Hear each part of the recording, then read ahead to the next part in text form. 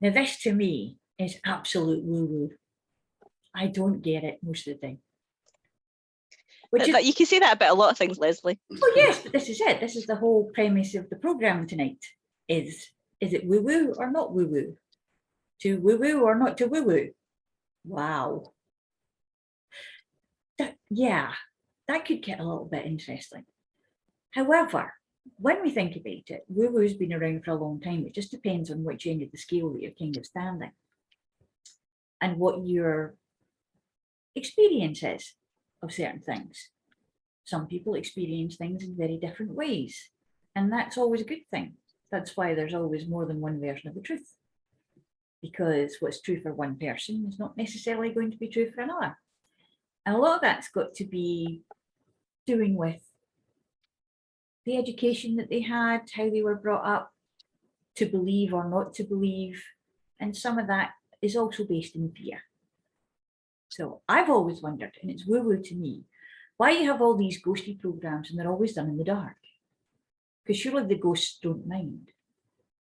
They're going to haunt whether it's dark or light. So why make it difficult for yourself?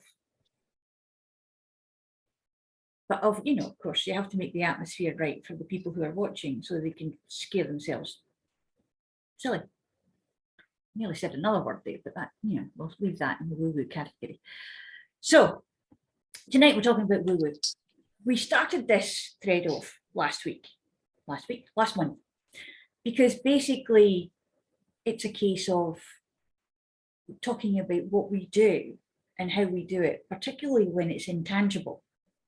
How we, as therapists, can kind of get in there with the use of language and state changing to make someone's life change, either just a teeny bit or a whole avalanche. So guys, woo-woo and you. Before we start that, let's introduce everybody. Tony, let's start with you, since you're on my left-hand top corner there. Good evening, everybody. Thank you. My name is Tony Coughlan. My company is Changing Mind Limited. I'm a growth mindset coach. So I work with clients doing some therapy from relieving any issues I've got from the past, and I allow them to start moving forward and helping them to take the journey towards getting away from pain points and towards pleasure in their life. Thank you. Tanys, all the way from Canada. Yes, I am Tanys Coughlan. I am the founder of the Twillo Lifestyle Community. I am a Reiki master, Celtic Shamanic High Priestess, Crystal Master, so pretty woohoo. So I'm really honored to be here. Yes, we have a plethora of woo-woo. Angela.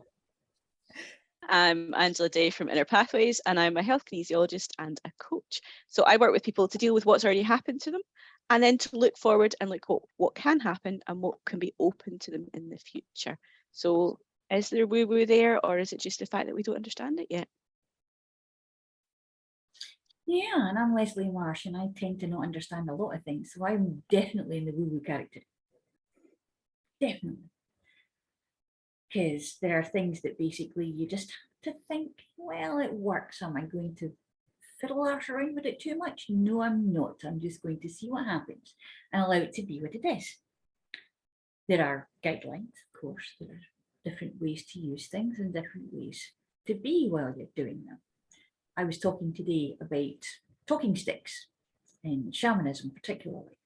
And we always have, when we're doing circles, we have to have the circle health warning, which is basically a case of the stick that we use was decorated and finished off by our celebrant, who was going through a kind of an interesting time with her other half at that moment. And there was a lot of issues with truth going on. So basically, since we started using that talking stick, we've discovered that people tend to blurt things out when they've got it in their hands that they didn't mean to say. They kind of overshare on occasions.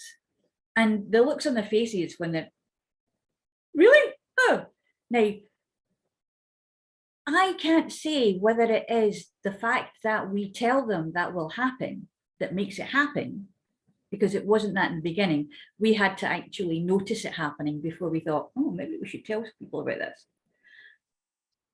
However, in saying that, you can see people actually, when you tell them, oh no, it's never going to happen to me. No, I'm and the only way to do it is not to say anything at all, pass it on. But of course, everybody wants to be able to share and to say and to understand. So I was doing the coursework today and writing all about it and saying to people, basically be very careful about the energy that you're in when you're doing something. Because if you pick that up again, quite often you're going to get a little bit of a harmonic that comes back to you singing, yeah, you really didn't want to be in that energy when you made me.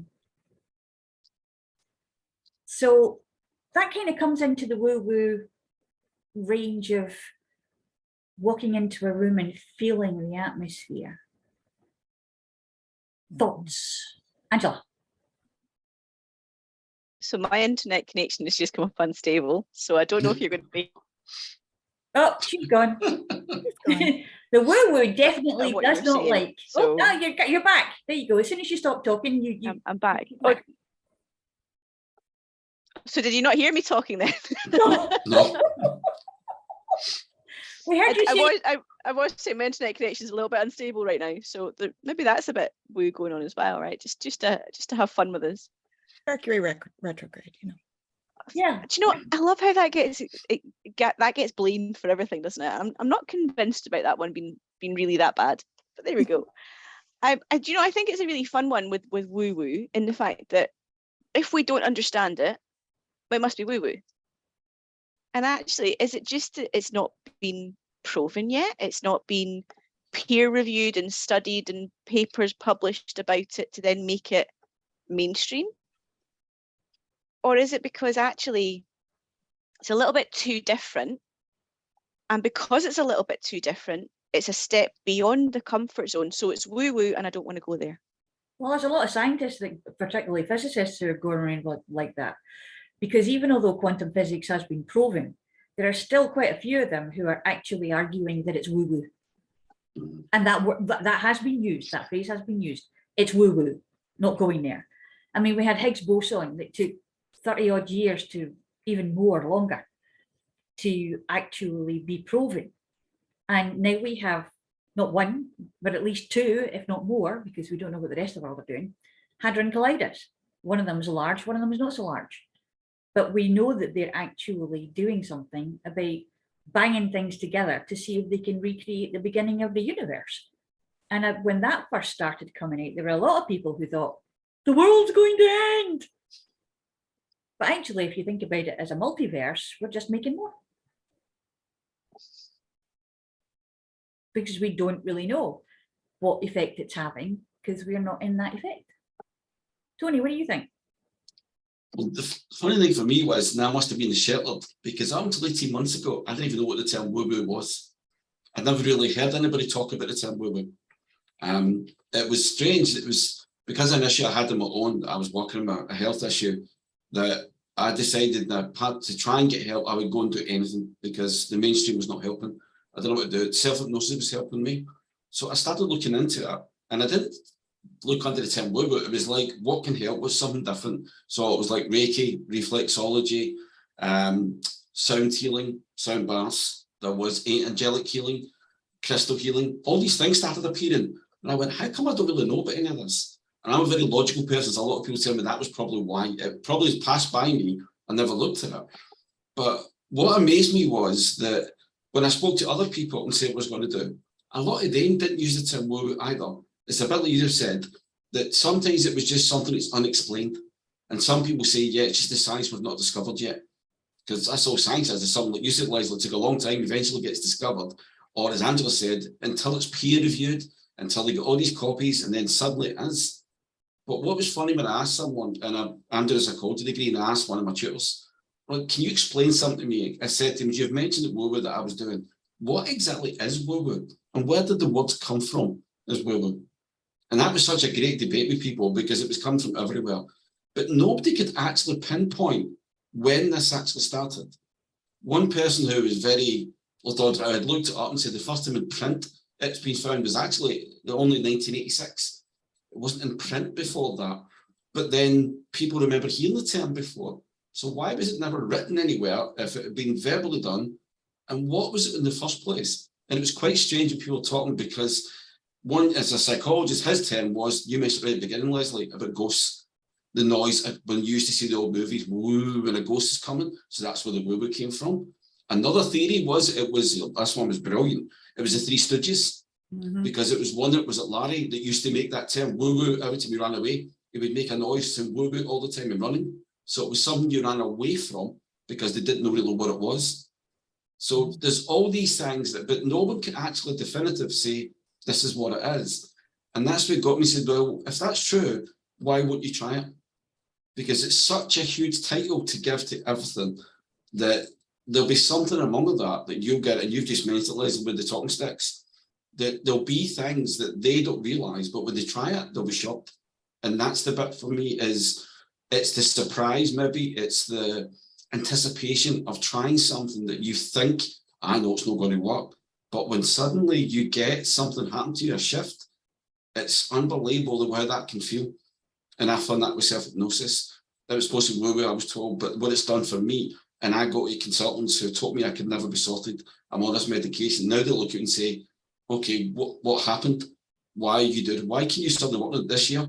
A month ago, I played golf. I was told I would never do it again. Now, they told me after years that you won't do it again. You can't walk far enough, you can't hold in, but I found a way. Yeah, I can't do like I used to do, but I enjoyed it. And for me, looking at it then, okay, where's the science around that states then someone is told they can't do something like that, how come you can? That's the bit that gets me. I believe it's got a lot to do with people staying within the rails of what they believe. Yeah, their boundaries, their own limitations. Within their boundaries. And that with what they've been told at some point when they were much younger. Yes, yes. And that formed their belief patterns. They're supposed to, it's very Descartes, it's very Cartesian in the fact that it's doubt everything all the time. Doubt. Even when you see it, you must be able to quantify it. You must be able to repeat it. It must be done. However, half the time, I don't know about you guys, Tanys, you definitely know this, that people do things when they're first starting out and they don't remember how they did it. Trying to recreate that perfect scenario when things happened and everything just went all in a row, and suddenly something amazing happened. I mean, I know from what you're saying there, Tony, one of my favorite things when we do the storytelling circles particularly is picking people's jaws up off the floor. Because they go in and they don't know what they're going to be looking at. And well, some of them do, and some of them are still kind of, did I just do that? Did that just happen? And it's like, can I smell anything funny in the air? It's like walking up Glastonbury High Street and breathing in deeply, sometimes that can be interesting. But Tanys, what about you? Well, I have a great example for that happened to me. I was on a webcast or a podcast when we were just starting COVID. And the gentleman that wrote Chicken Soup for the Soul gets on and he does this example with everybody. So there's like hundreds of people on this call. And so I'd like to do it with you guys if you'd like to try it. It's quite amusing. So what it shows limiting beliefs, basically. Okay. So what I'd like you to do, you see the lines on your wrist here, the large one that's just underneath, got them on both wrists. Match those up as exactly as you can. And then put your hands together. We all have one hand that's a little bit shorter than the other. It's just kind of part of us being human. What I'd like you to do is put the shorter hand out in front of you like this. And I'd like you to look at it and say with intention, grow longer, grow longer, grow longer, grow longer, grow longer, 5 times. Grow longer, grow longer, grow longer, grow longer, grow longer, grow longer. grow longer. Okay.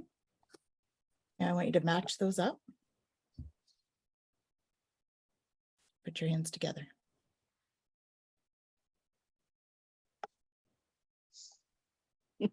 That actually started before you said about the 5 times. I was already in there with my head, and this one's now shorter.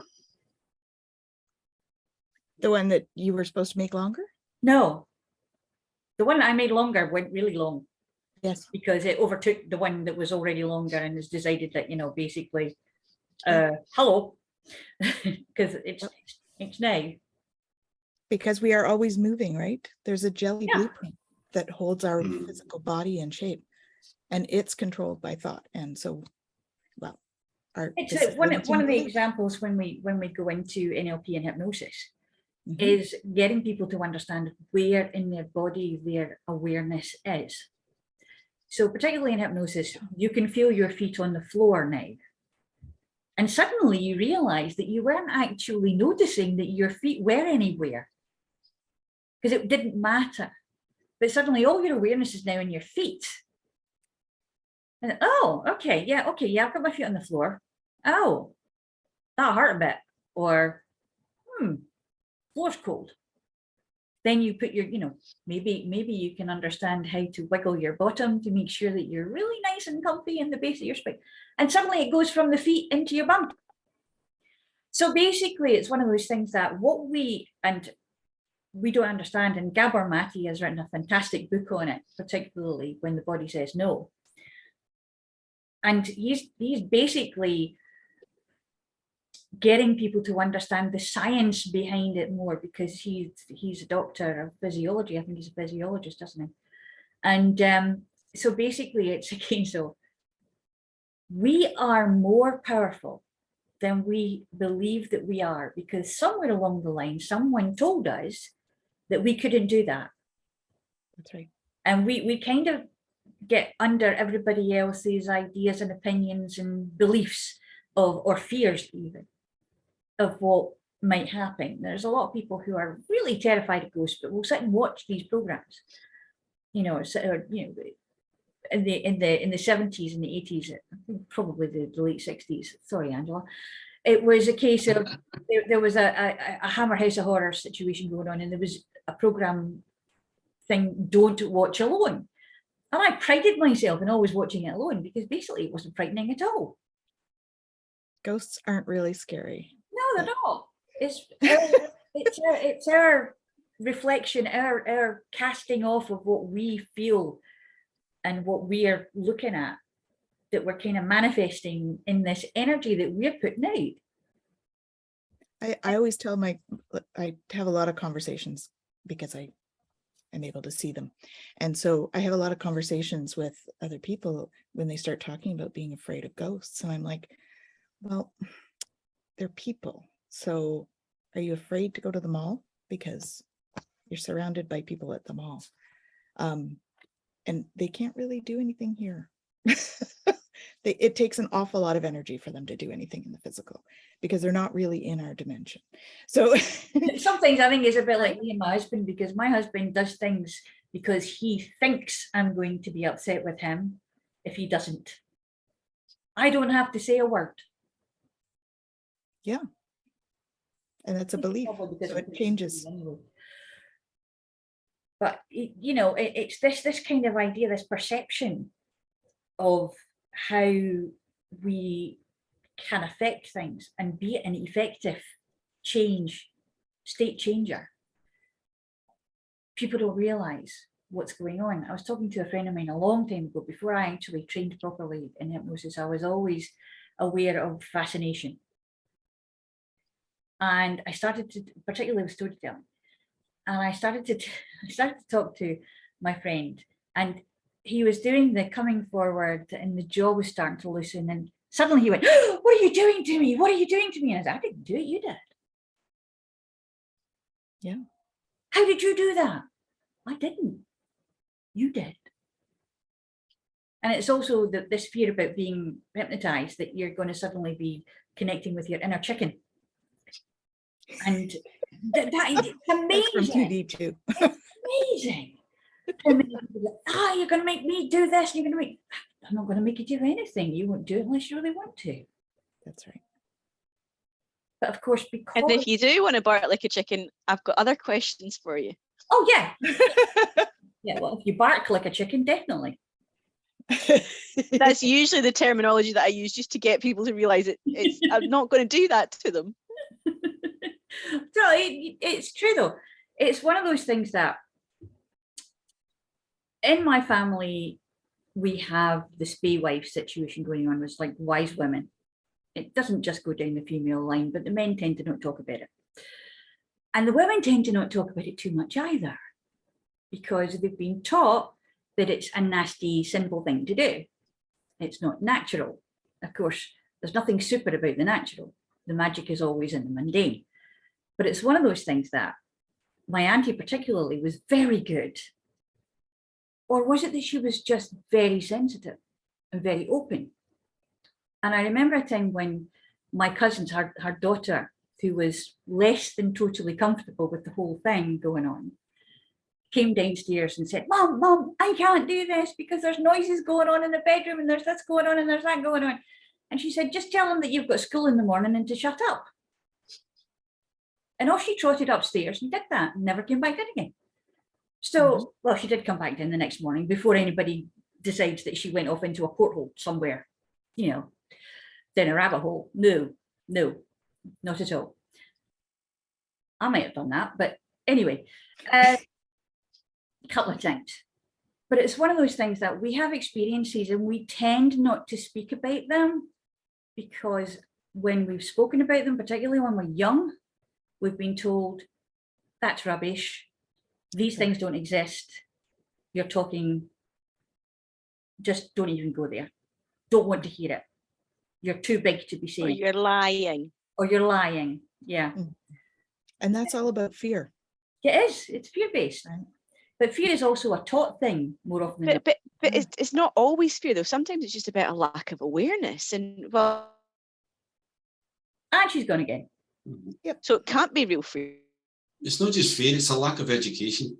And a lot of the time, it's not just awareness, it's the fact that because you're all right, when you think we're conditioned from being so young to not believe in all these things, if you can't, like Les's word was perfect earlier, if it's not tangible to someone, you can't physically see something or see a movement or an action, then it doesn't exist. And what always got me was, why are people so fascinated with the supernatural and horror? Two of the biggest genres in movies that we get, but we're always told they're not real and they can't hurt you. Yet people sit in a movie theatre and you jump at their skin when something happens in that movie. But if they honestly believe and they're told all the time, this can never harm you, why does that affect them so easily? Why does their mindset change so quickly? Just because the environment they're in. And that's something what people forget. What can happen to you in one place might not happen in another. It depends on the environment and the situation you're in your life at that moment in time. Whereas, like me, I never had anything like that. I had things looking back on it that I couldn't explain before. But I always try to do it logically, that there must be a reason for it. And then when you start to open up a bit more and think about things, and you look at it, you start seeing there's been a lot of that. And it just is amazing about why we try so hard to go stay away from something that we can't really explain. And yet, when we look at so many medical things, issues that people have had, and they're getting dumped by saying, right, that's you for the rest of your life because we can't do anything else. And whether it's fear, whether it's lack of education, awareness, don't get the treatment they really need. Go and get people that we can help with because they've never got that option. Yeah. And you'd love for some doctor or GP or someone to sit and say, okay, we've done everything physical that we can do. It doesn't seem to be working. We need to try something else. Right, why don't you go and do this and try that? But they don't. They just stop it and say, we need to manage your condition. We need to manage your situation. And again, it's educating for them as well. Look at the facts, look at things. If you say that patient can't be done, and then someone else goes to one of you here and something changing them, surely they can say, well, wait a minute, that's it. Or is it everybody's witches and they need to get burned in because there's something not right, because something's happened that they can't explain. Yeah, it reminds me a lot of stuff that we can be doing and not doing at the same time. We were at a meeting a little while ago in the summer there for one of the hypnotherapy organizations.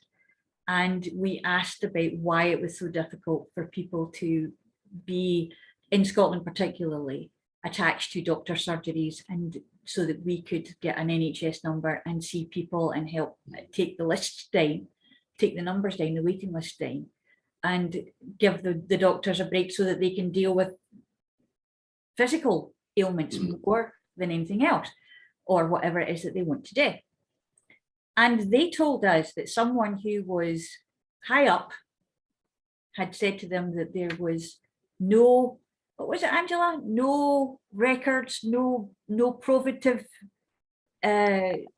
What they'd actually said was, unless you were medically trained as well as hypnotherapy trained, you could not practice hypnotherapy in the NHS. Yeah, But it's still also the same. that there was no There was no valid scientific proof that it actually worked. But if you were a hypnotherapist and a doctor, you could use it in the NHS. So I was going to say, what the NHS started using hypnotherapy back in the 1950s, I think it was 58. Yeah. So if they used it since 1958 and yet it's not proven it works, why is it still going 70 years later? Well, you see that in England, they are allowed to work within GP practices. They are attached. In Scotland, the law is slightly different. And, well, I got another version of it because that was one thing. I offered to go into GP surgeries here and sit on a Monday and actually deal with all the patients they normally have at normal on a Monday who come for extra medication or repeat prescriptions when there's no, to them, no medical reason why they should still be on these medications, and I'll get them off. And I'll get them so they don't require them, don't need them anymore. And if I do that and do it for free for a month, then you pay me to come in once a fortnight, whatever, and I'll deal with the rest of the patients as well. And most of them just said no. One was honest, and he said the reason being is, think about it, if you get rid of all those patients that's on all those long-term medication, how much money is that going to cost? And you've got to remember, which people, a lot of people realise, patients don't realise, although they say the NHS is for, in the UK anyway, for the doctor's surgeries, they're franchises. So they've got certain budgets that's there that they have to adhere to. If all that money suddenly disappears from their budget, then the pharmaceutical companies that are doing all these deals for them, well, might not give them the same deal if they're not utilising all of them. So one doctor who asked me not to name him, but he's a fantastic young doctor. I wish I could tell who he is because he was honest enough to commit with it. That's another reason why they won't do it, because they can't use the excuse that it's not proven. They said because the NHS has been using it since the 1950s. Yeah. So there's got to be some sort of evidence that it works, or why would they carry on using it? Well, so there has to be other reasons, and it comes back to money.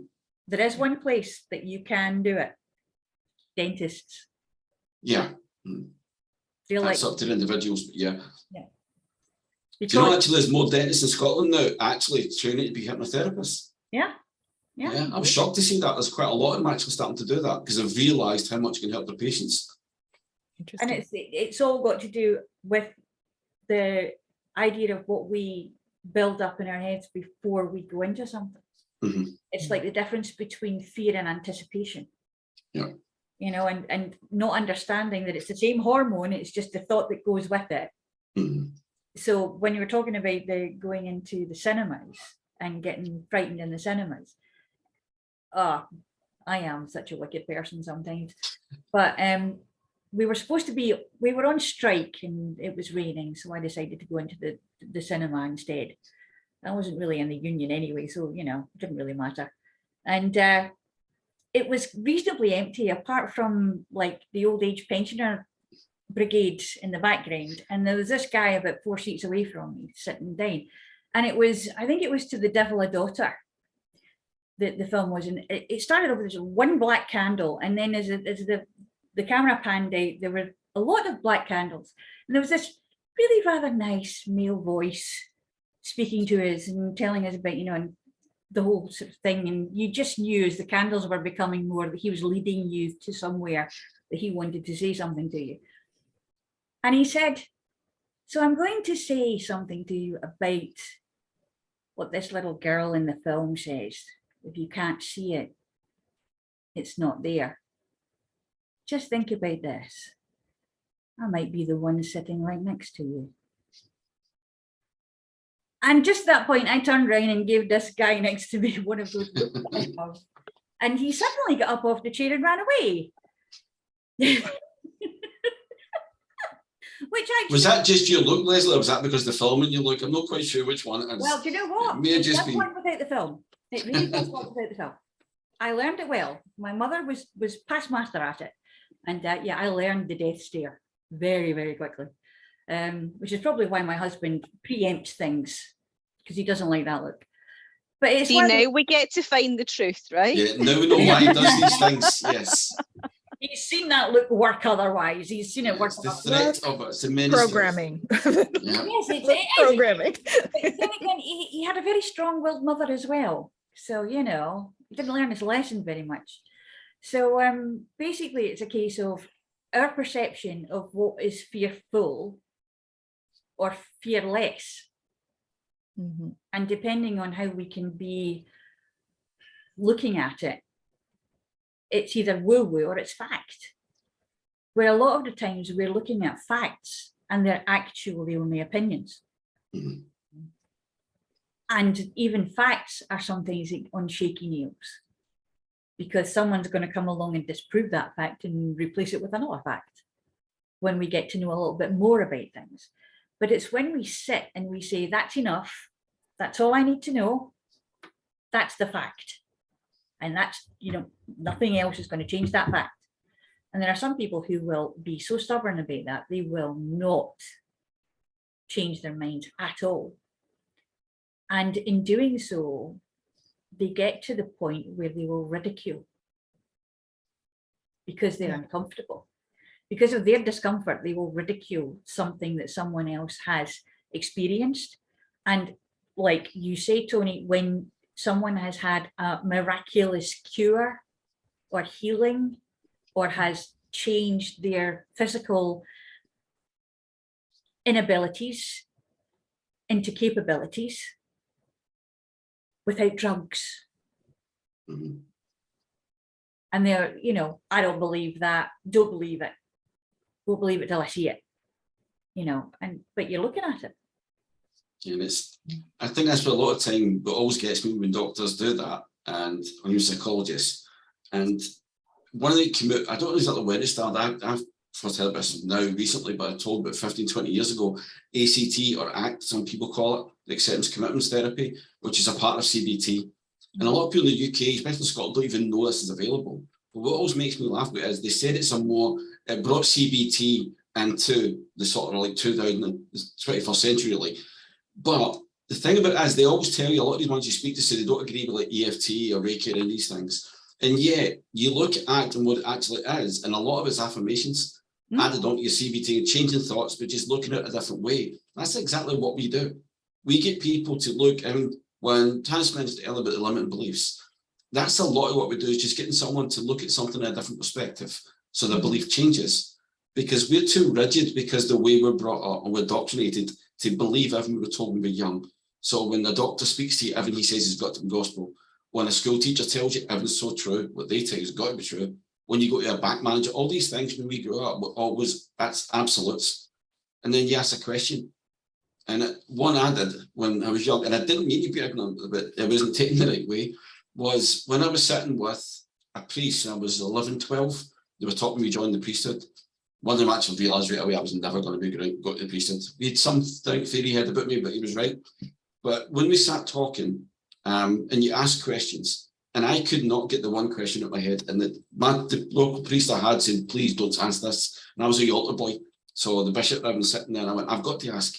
I said that I don't understand how Jesus got so many dads, because no one will ever explain this. He's the son of David, he's the son of God, and he's the son of Joseph.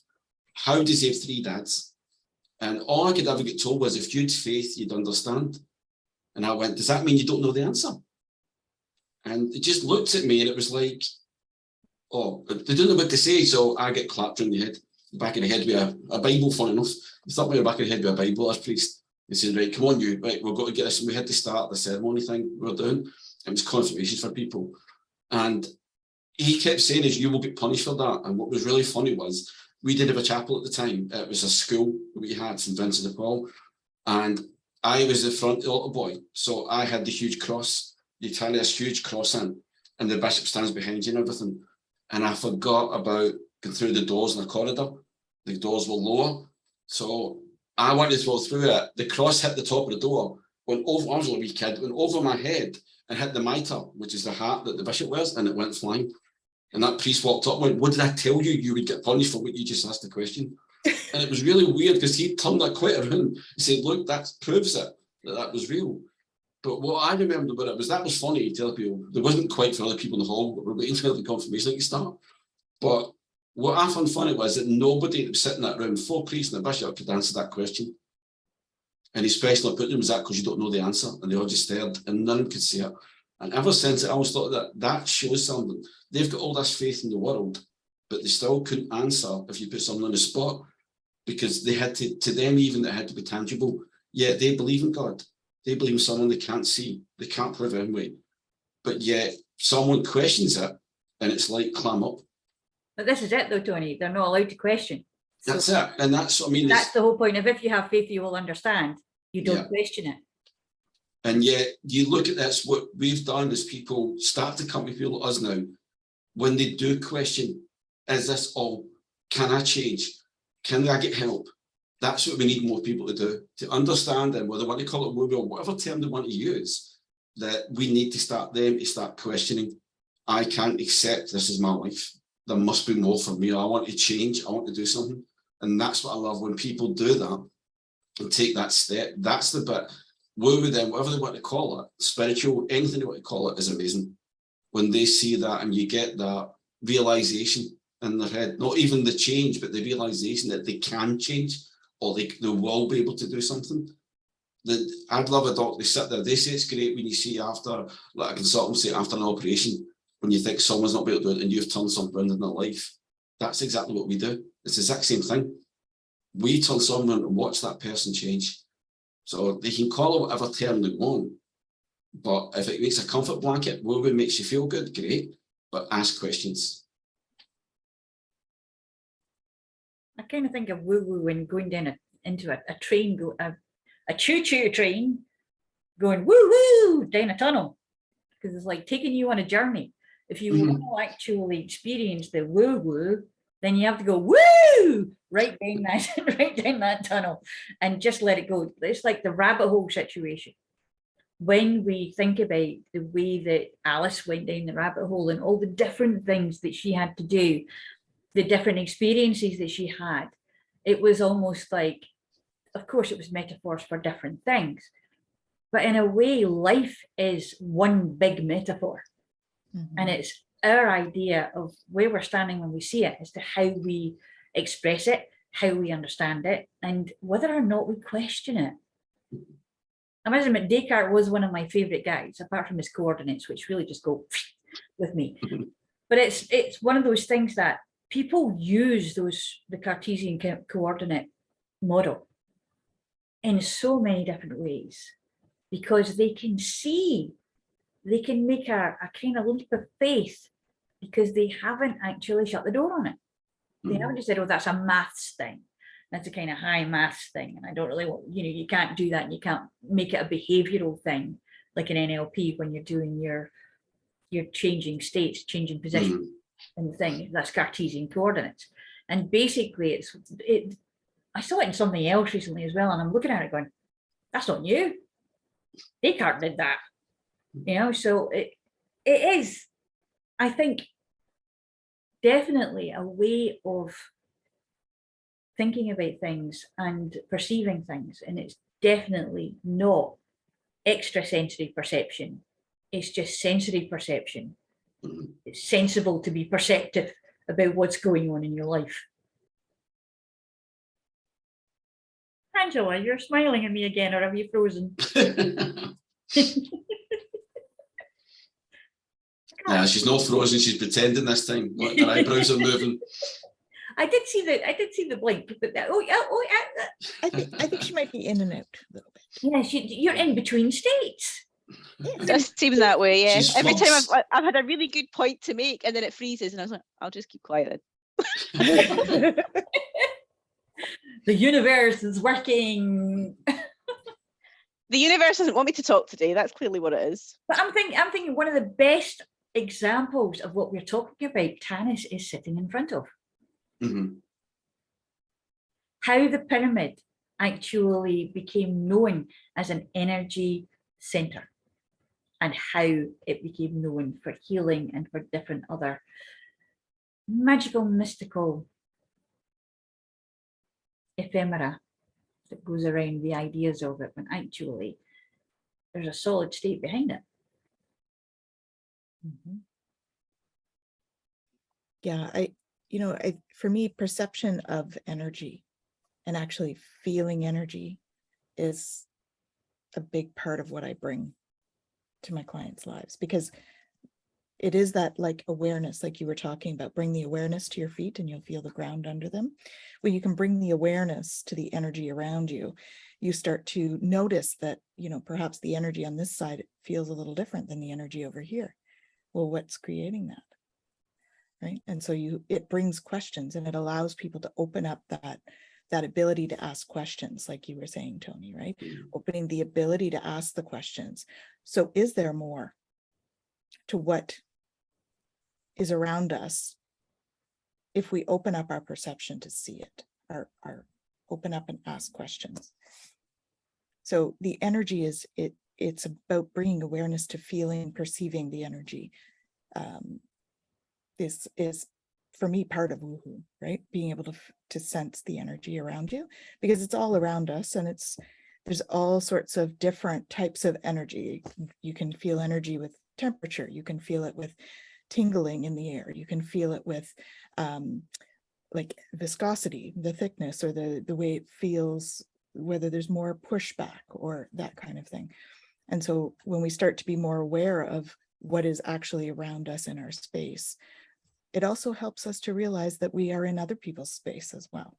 So you can start to perceive that when you're standing beside somebody, the energy here is a little different from what's in your space. And you realize that they have that aura or that energy coming off of them. And then, oh, so if that's the case, because there's actually pictures, right? There's the Curlian photography that actually takes pictures of that aura around us now. And we can feel that if we bring our perception or our energy, consciousness, awareness to the energy around us.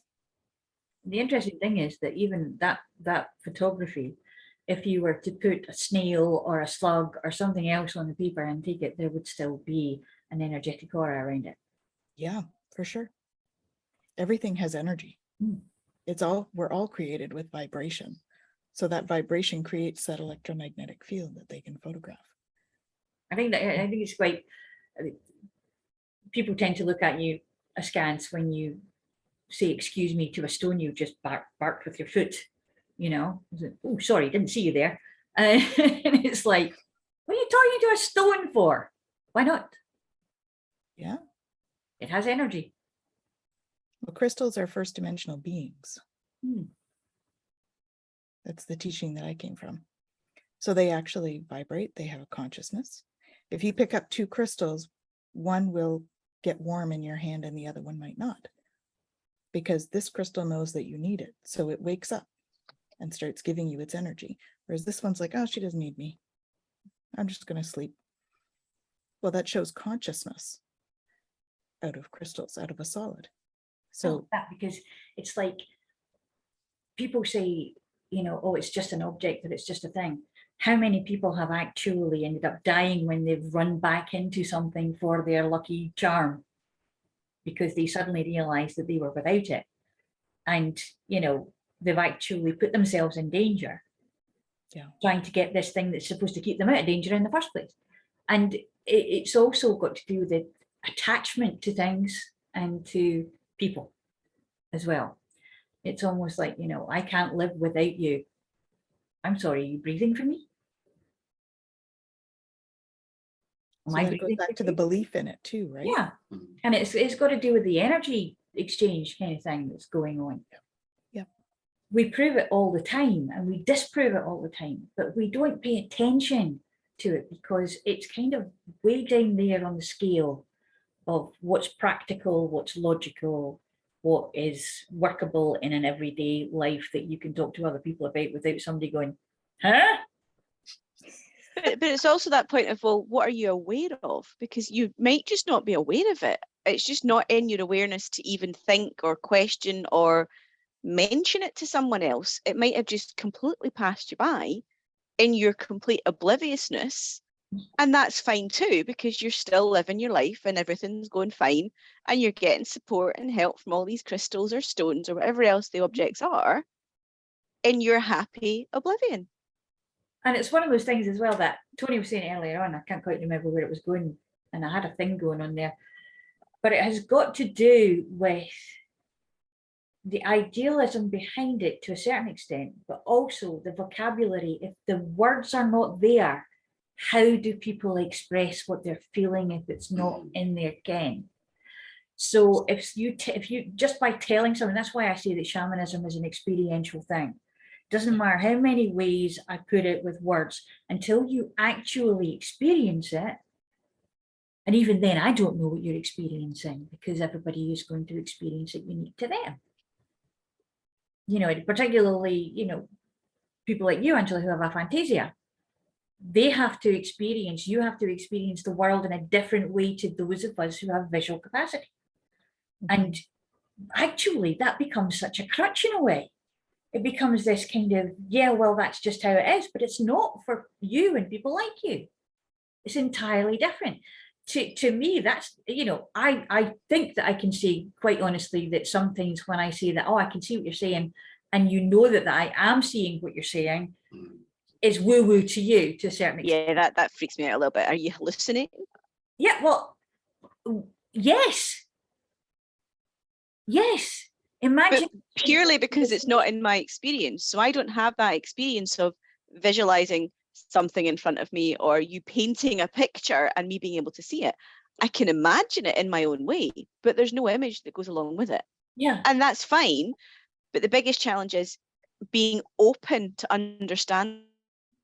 But in saying that, I'm similar to you then. I had problems through school with certain subjects and I didn't understand why till late in life. Drama, I wasn't getting the art I used to have a lot of problems with at school.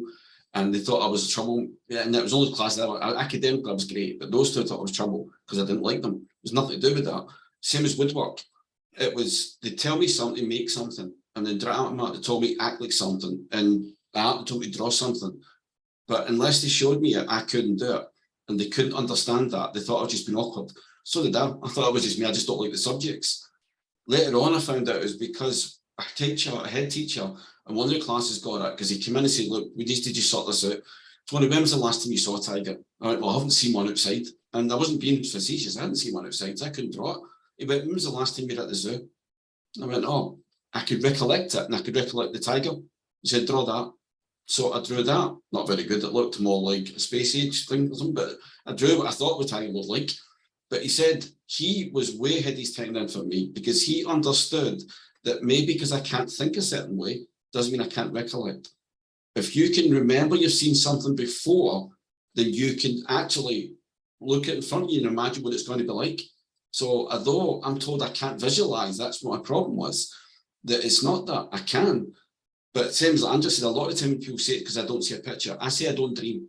I know I do. I just don't remember dreams, or I don't have any, I can never explain something that I've dreamt last night. I never ever wake up and think, oh, look what happened there, or I dreamt. I've never done that. I don't know why, unless it has something to do with the fact I don't visualize, right? But I can recollect things that I went, I don't remember that happening.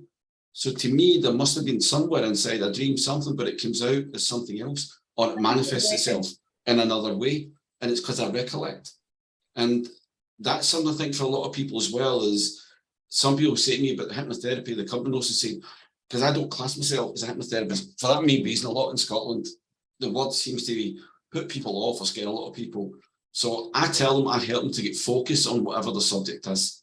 And that's what I do. I don't use the word hypnotherapy, I don't use the word hypnosis. I say I'm going to get you to focus. By doing that, I'm going to get you to relax a little bit here, which helps me to get your mind to focus. So your body relaxes and your mind will focus. Is that okay? Yeah. You follow some instructions? Yeah. People do that because they understand that. When you say about hypnotherapy, oh, I don't know if I can do that. And like you said at the beginning about the chicken, it's true. Everybody says the same thing to me. If you're going to make the cluck like a chicken, I'm not going to do it. I said, I will never do that. I might walk like one, but you will never cluck like one. I promise that. And you just make a bit of fun at it. And they go, okay then. But is it because someone again comes back to the same thing? Is it because we change it into another perspective, they can understand, then they'll do it. If you put it where it's supposed to be, they don't even go ahead with it. It's the generalization in the language. It's semantically packed. and the first thing that they go to is a hypnotist, a stage hypnotist. That's it. They don't make the difference between hypnosis and hypnotherapy and hypnotist, because it's all linked in the fact that they think someone else can make them do something that they don't want to do. And the next step along that is brainwashing. And a lot of them think that, you know, I've had somebody ask me about this, and you have too, Angela. If I get hypnotized, how do I know I'll ever come out of it? And actually, it's a case of, well, you hypnotize yourself every day. If you read a book, if you watch a film, if you go, you know, on a bus, Drive a car. even when you're driving. Yeah, driving a car, you know. There's the driving trance. I love the driving trance. It's great. You get in the car and suddenly you're there. And it's, you know. Not always safe. If you're a passenger, it's fine.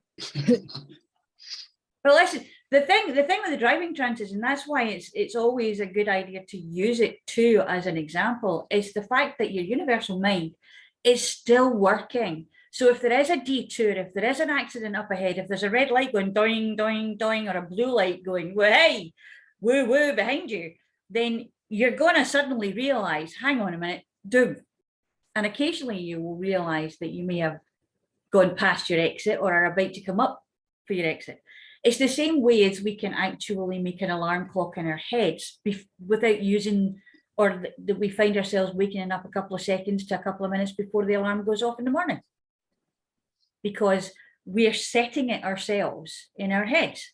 Our mind is actually saying, yeah, I can do that. I can do that better than that. I'm going to wake you up just a little bit before so that you can expect to hear the alarm. And you'll say, oh, okay, fine. Which actually negates the necessity for staying up all night with insomnia because you're worrying that you're going to fall asleep and then not wake up for the alarm. It's strange, but you know, that's woo-woo to me.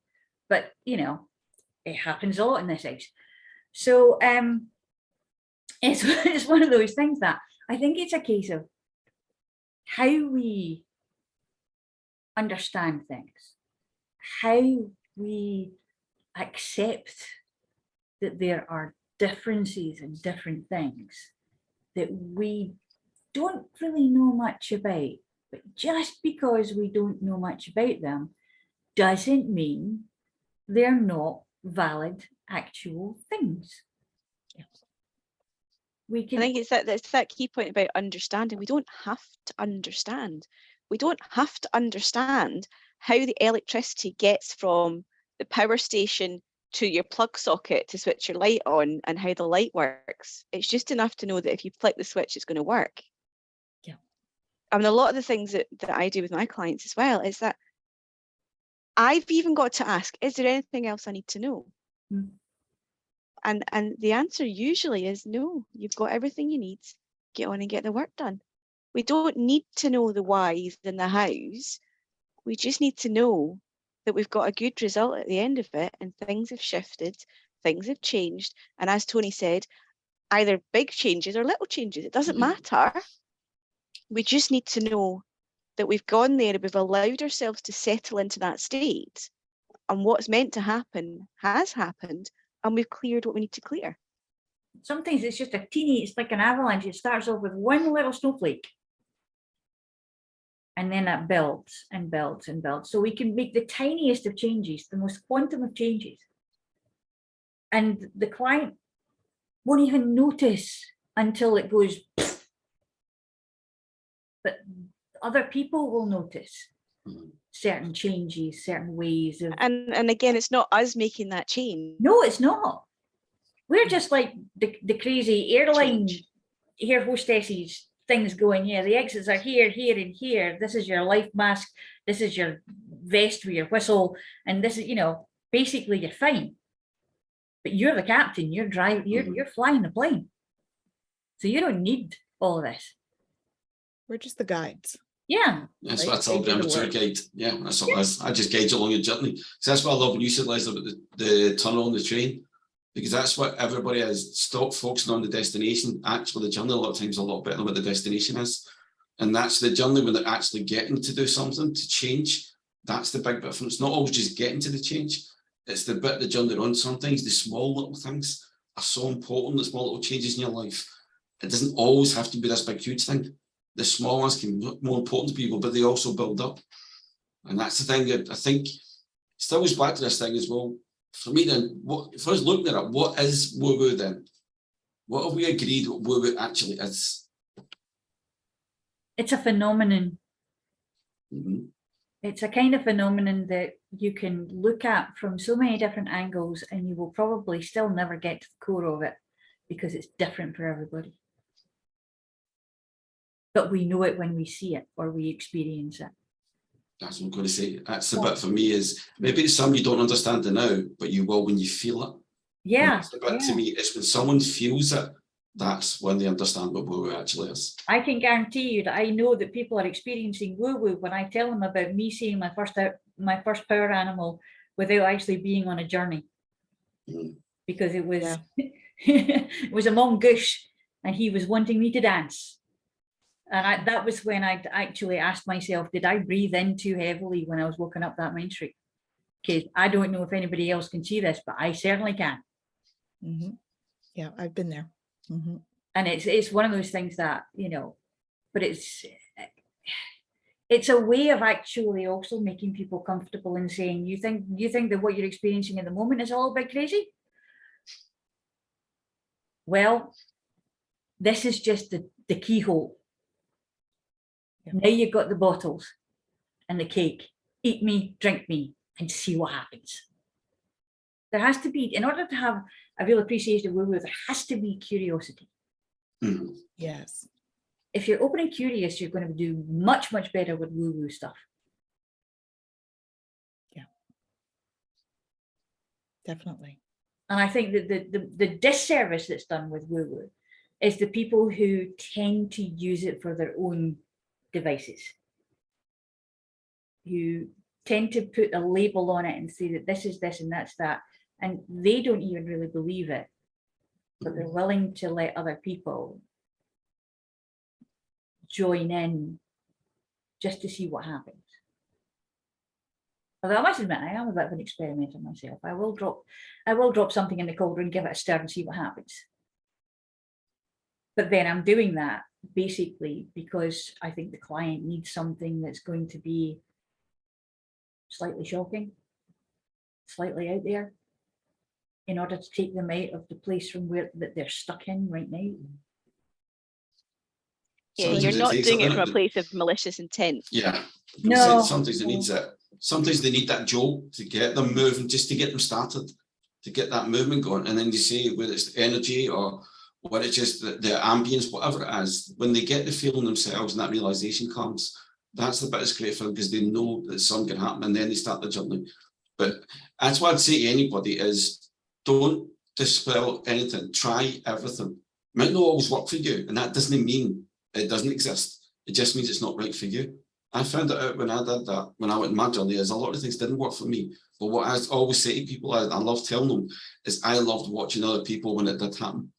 I've been in enough groups that I've been in to try and find out these things, to see it. And just because it didn't work with me, didn't mean it doesn't help with someone else. And I went, that was the amazing thing, was watching or getting. I think when Taz was right, when our first EFT group session I went to, I couldn't understand what everybody was looking at and about the way they were all feeling. But the amazing thing was the energy in the room. I could feel that. I could feel the person changing that was in front of me, that they were all doing this for. And it didn't really work with me at the time. And I went, that's because I maybe wasn't open enough to it. I was still blogging, saying, I don't know if this is right or no. It just seemed a bit strange. But then when I watched that person, and the tears were unbelievable, but then the smile that came after it, but this person couldn't remember the last time they smiled. And that was incredible to watch this change. And I'd say that everybody go along in these and try something. Try things that are different. You and don't try know it more than once. Yeah, that's, I mean, you've got to go along, keep doing it, and keep trying, and you'll be amazed what you do find. The same thing with different people. Yeah, that's what I mean, because it's not always what the issue. It can be the person as well. You've got to have that ambience. You've got to have that rapport. I said that's why I start every session the same. 3 things I start every client with. Either you tell me I'm not right for you, I'm going to tell you you're not right for me, or more than likely we'll start a journey together. We'll see what happens the next half hour. But I will know within that time if it's the right person for me to work with that client or not. And it's because if I don't get that rapport right away with them, it's difficult to get the help that they're going to need. They need someone else. It's not necessarily me. It's difficult as well when you get people who just will not understand why you're saying no. Mm-hmm.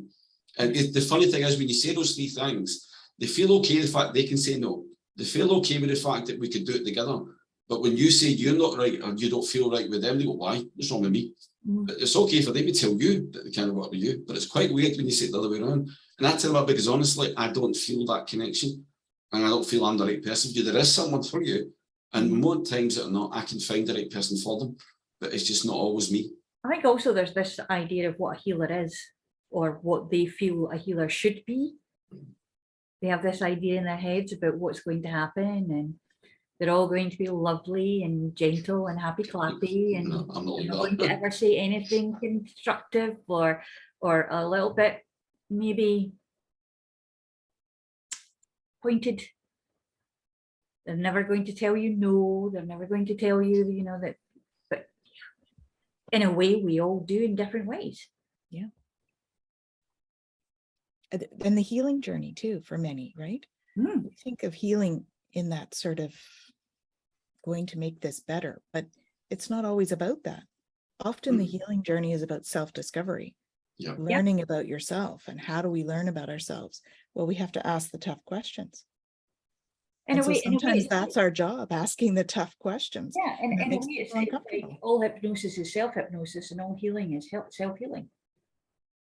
Because we have to be willing to heal ourselves before we can allow someone else to show us how. It comes back to the fact we were saying earlier about we're indoctrinated. Like Andrew said, we were so young, we're told no and all these things. And I think that comes from a lot of that as well, that we are always told that, so they think you can't do something. You don't look at things in a different perspective. They don't see that, is that they can change that way. And it's until we start telling people, yes, you can. Why don't you go and try something and see what it feels like, what it's like for you. Try something that's different. You're right with different people and get that experience. And then they start telling other people. And that's one of the things I think will actually change a lot. Then they'll have to find a new term for Woowoo because they'll start realizing it's not what they think it is. So basically, Woowoo is the way to go.